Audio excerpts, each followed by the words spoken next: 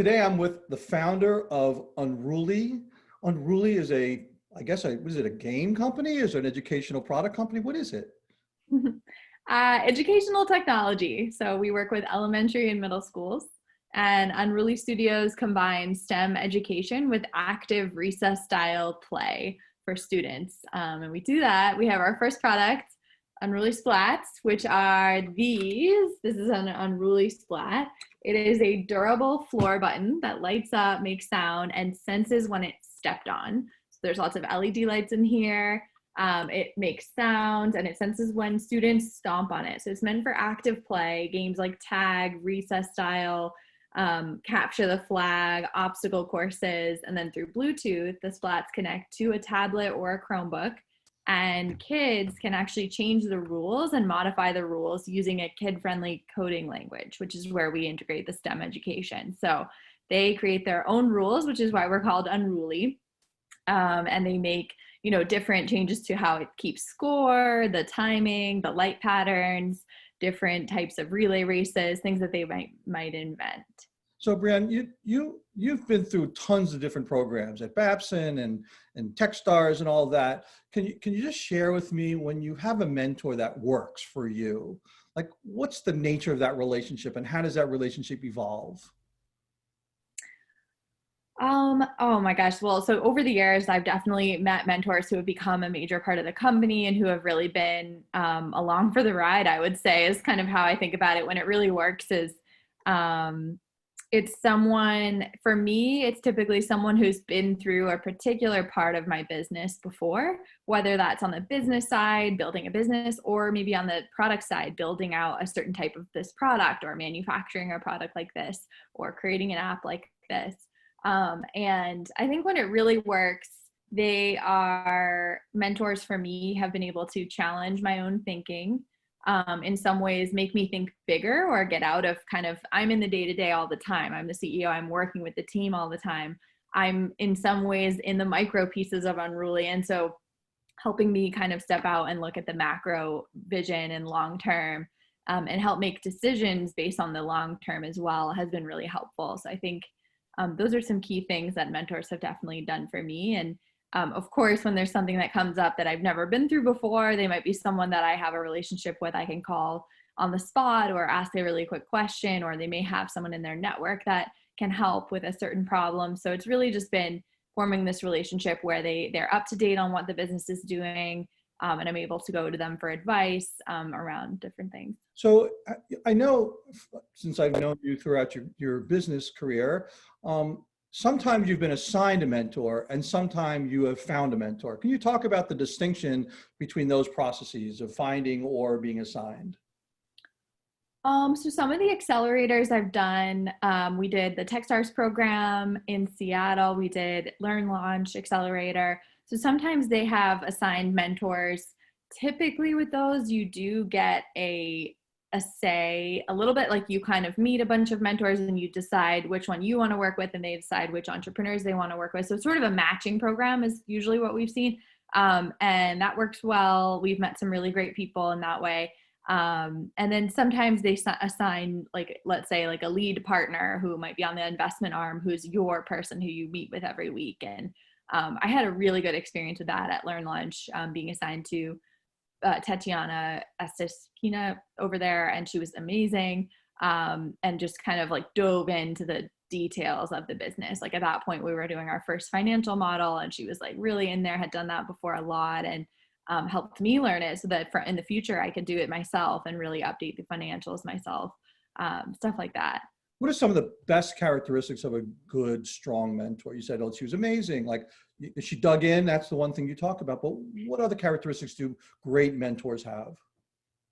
I think the ability to dig in. I think sometimes, particularly I'm a female founder and a first-time founder. And so the people who can kind of help me think bigger in some ways sometimes, and that's been helpful. Also, in terms of her, with the way she was digging in, it was like digging into the financials and fundraising and really like helping me define a process and keeping me accountable for that process. And that was our first round that we raised out of the Learn Launch program, about 600,000 for our pre-seed round. We've now since raised more than $3 million over the course of a couple of rounds, but being able to kind of be held accountable, dig into the details, that was really helpful in that early days. My first time ever fundraising, new skill for me. So I think that's always really helpful, having someone who can dig in. How do you, I mean, you've had multiple mentors sometimes at the same time, I'm sure. Like, how do you navigate when one mentor says one thing and another one says another thing? And how do you be the expert when you're getting expertise from other people? Right. Well, we call that mentor whiplash. Yep. And having gone through multiple accelerators, I've definitely had it before. The way that I always do navigate it is that I kind of, I really listen to people around areas where they've been successful in the past. So if I'm trying to find out something about manufacturing and I hear three different things, but the person who's telling me the one thing that I go with is usually the one who has done this 50 times before. Like, I want to believe that person. I know they've done it before. The other piece is you start to sort of hear when you're, doing a lot of research or just talking to a lot of people, you kind of start to hear the same advice over. And as soon as I've heard it a couple of times from kind of places where I've seen success, like another startup that's seen success in that category or something like that, then I kind of believe it. For me, I tend to like reach out to experts. Like, I definitely seek out experts around certain problems, even if it's just a small problem. I would want to ask a person who's been in this type of situation before from a hardware startup position who's maybe related in ed tech, and I might want to ask that person versus just a general, I don't know. But in some ways, I also sort of I say that, but I also kind of take from outside the industry too.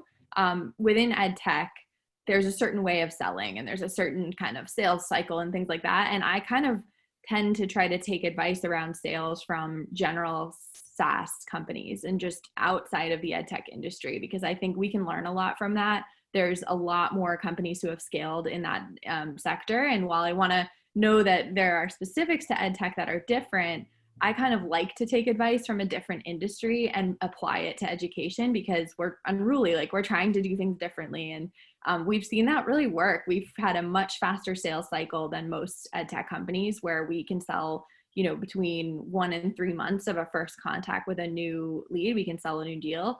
And usually it's a 6 to 12 month process for, say, another ed tech startup. So we've kind of tried to take from outside the industry as well.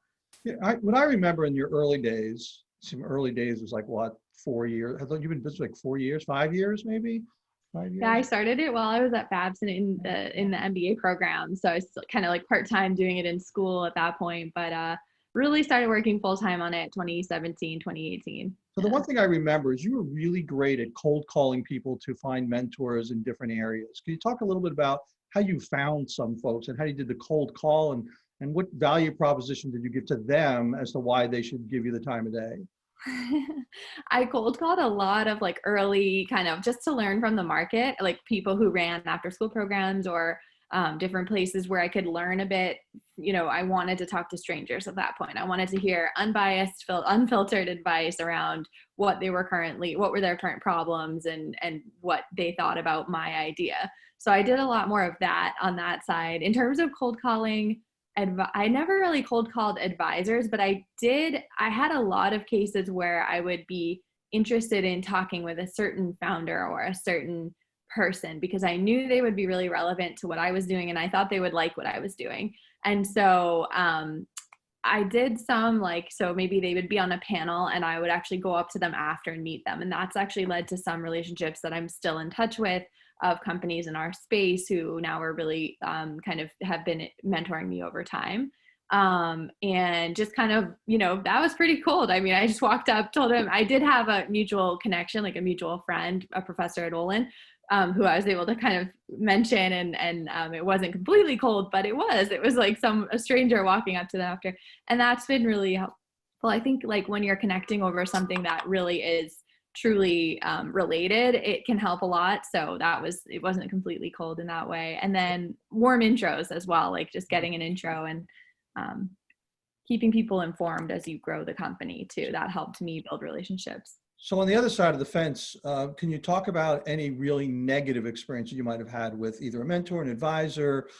Has anyone just sort of like gotten in your way or just stopped you in your tracks?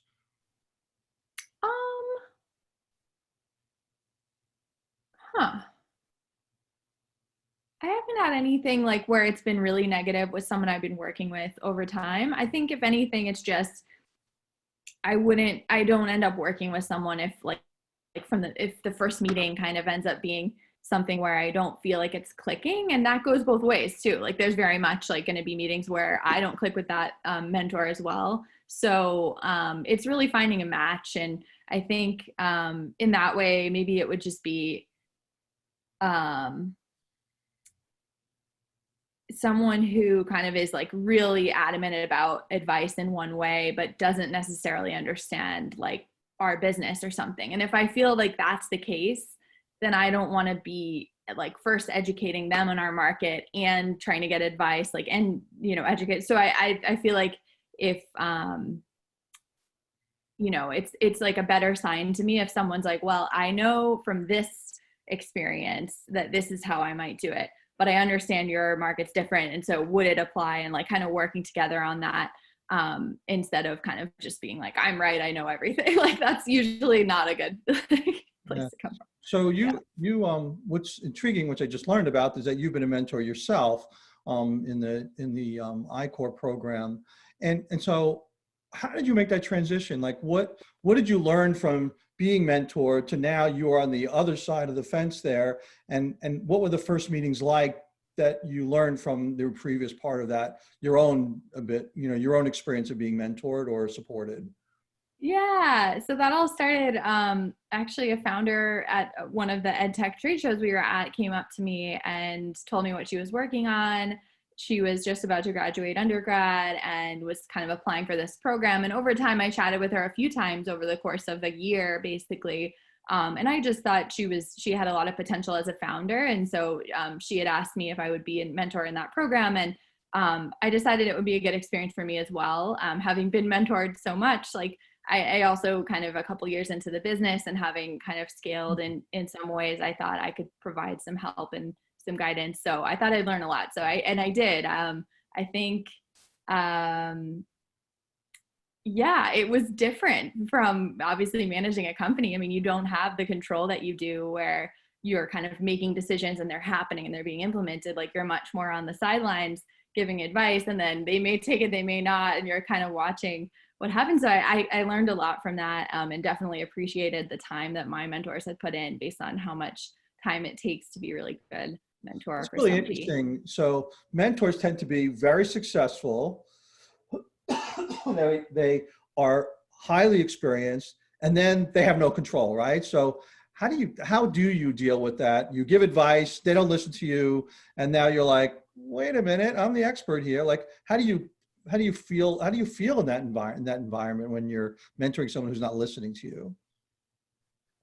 Um, I mean, I've totally not listened to mentors in the past as well. Like, I think that's fair. And I would tell people, like, and I have a lot of advisors, mentors who will tell me, like, take my advice if you take it or leave it, like take my advice if you want it or don't, like, because this is my experience. If my gut would say this. And so that's kind of how I treat it too, is like, you're the one in charge of this. You know more about this particular venture than I do. You've been working on it for 2 years. Like, so take my advice with like that lens as well. So I like to, like, I'm okay if they're not taking all the advice. But and then it's, I think just you're watching them go through a learning journey too. So they have to make mistakes to get better. And I've made so many mistakes over the course of building my business. And I'm sure I'm sure mentors have seen me do that, and they probably knew how to avoid it in some ways, but how would I get better if I don't actually make some of these mistakes myself, right? And I see that with my team now too, where I'm not necessarily a mentor, but in a coaching position in some ways, and kind of, we make mistakes all the time. That's how you grow and iterate and create a company. So just kind of letting the team go through some of those too is important. Yeah. So what are some of the characteristics do you think of a great mentor? There's some characteristics that sort of stand out for you? Um, I think that they definitely need to be good listeners, need to be willing to challenge you and really kind of tell you when you're wrong, or at least like, speak up if they feel like something's really off. I've had a lot of mentors who've been able to do that for me and kind of also like just take me out of the day to day. Like I said, thinking bigger, being able to think outside the box, willing to share your network is really helpful. Introductions go a long way. I mean, mentors have led me to other mentors who have become part of our extended, whether advisors or joining our board and things like that. And yeah, those are probably the ones that I would say are really important. Yeah, and I think you just want to make sure you have a good working relationship with them too. Like the expectations clear about time commitments and things like that. And it doesn't mean that your mentors all have to give a ton of time. Like I have some mentors I talk to maybe once or twice a year, but I'm still in touch with them and it's kind of understood and stuff like that. Yeah. So do you, I've heard from some entrepreneurs, they're like, oh, I don't need a mentor. I could just do it. I don't really need that kind of help. I'm just sort of going forward and I'll figure it out. Like, what would you say to someone like that? Um, I think especially if it's their first time starting a company, even if it's probably your like third or fourth time, I would say you can always benefit from mentors. But there's just so much you're going to learn that you don't know. And it's all different spans. It's around building a company, but also, managing a team and also like all of these different kind of pieces that people have been through before and can really provide a lot, like save you a lot of time and money, I would say, is what our mentors have been able to do for us, is like hearing from a mentor about a time when they have done something and made a big mistake, and kind of hearing that firsthand and then like being able to avoid that mistake. It just like saves so much time and money for you and your team. So I feel like that, that is why you should definitely have mentors around you. And that's the thing, you don't always have to listen to them, but having that like sounding board, maybe a couple different people that you're able to get bounce ideas off of, or your latest plans or the different milestones you're working on, it just helps you refine and focus and make sure you're focused on the right things, which is a huge thing for startups. You have to be focused. And if you're focused on the wrong thing, like that's when you waste money and time and hire the wrong teams for the wrong things. So I think that's helpful. Yeah. Can you think of a time when you were going 100 miles an hour and a mentor or an advisor turned to you and saying, I don't know, I think you're going in the wrong direction here, but did you consider these things? Can you think of a moment like that and share that story with us? We had like, before we raised our seed round, we were kind of targeting two markets. So we were targeting the consumer market with Splats and for parents at home. And we were kind of starting to see this market forming around education, being in schools. And so a lot of mentors would tell us either like, you need to pick one market, it's too hard to do two, which I agreed with at the time. Like I knew we needed to pick a market, but the actual market to pick was tough because we didn't really have enough experience in either, I would say, to really see which one had the traction and which one had the product market fit. So I think in that way we were being told a lot, like you need to pick one, not do both. And I knew that. And it was just kind of like at that point, and then at one point we just saw it, like the data was there. All these schools were buying them in bulk and like really using them a lot. And it was just like way earlier than we ever thought. So I always thought schools would be a secondary kind of thing. They would find us much later in our history because it would take them longer to adopt, all the reasons why ed tech, the sales cycle being slow. And it just wasn't the case. Like they were just buying it overnight, large amounts. And so I was realizing that from the data we were seeing, that was clearly the right choice. And so we made the choice to stop selling to the consumer market and really change our entire pricing model and the way that we offered services and the way we did business, and to focus on the education market. So I would say like we were definitely hearing that a lot. And I think that everyone telling us that was right. I think focusing on the consumer market would have been the wrong decision. And there definitely were people telling us to do that, but you never know. I mean, it'd just be a different business we would have built, right? So maybe it wasn't the wrong decision, but for us, it was where we were seeing the traction is what we went with. So the data also helped. So because you have a physical product, um, and with a virtual product as well, I mean, what happened during when we got into COVID and you had to pivot to something? Have you pivoted, and are you pivoting more towards now, or really preparing for when this whole thing is going to lift? And what kind of advisors did you use or mentors to help you think that through when that happened, when schools were not meeting anymore? Yeah. So I've been lucky to have a really involved and super, super effective board for the last year since we raised our seed round. And so we have 3 board members, and along with myself. And so they were definitely, and I would consider them mentors as well, but they were really involved in that transition, as well as my own team. So we did a lot of internal meetings thinking about, we surveyed the market. We did a survey with over 200 educators and principals, just to kind of learn a snapshot of what was going on and really hear directly from them. Because that's where I, like, in terms of listening, like, I would listen to a customer over almost anyone. And so like we definitely kind of leaned on that. And then just, we did a lot of internal kind of planning out. We of course thought about all these different things we might do that were, in different industries or things like that if we needed to. We ultimately landed on being able to help schools with a virtual and hybrid offering. And it was not a heavy lift for us to make our product work in that environment. And so we've spent time like developing resources and about 20 hours of content around virtual learning for this fall. And ultimately we are definitely, kind of making sure that it's clear that slats are a really flexible product, that they can be used in school with social distancing. They can be used at home virtually without the slats, without the physical slats, or in a hybrid setting where you're coding at home in the classroom setting and then playing at school or things like that. So we basically just leaned into that. And then we worked with a lot of mentors on that, just from getting feedback on the plan. I like to do that a lot. Like, our team will put together a plan and we, either I'll present it to the board, or we are just talking through the milestones and goals that we've set, things like that, just kind of refining the goals, making sure it's really focused on the right things. And then, yeah, I think just talking with people in the industry was really helpful through this. So mentors who are at much larger ed tech companies that are already, maybe they're in like over 10,000 schools already. We're in like 200, like around 200 plus.